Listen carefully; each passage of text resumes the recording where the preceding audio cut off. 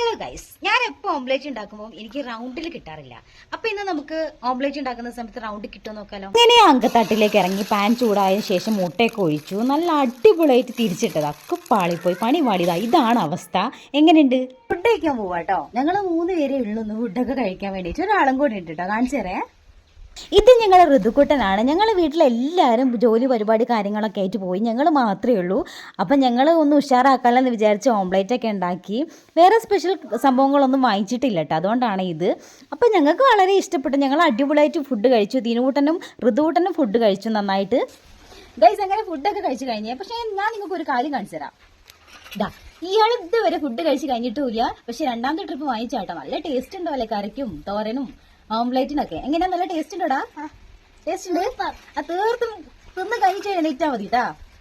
Okay, എനിക്ക് ഇഷ്ടം. അപ്പൊ bye bye, love you. By.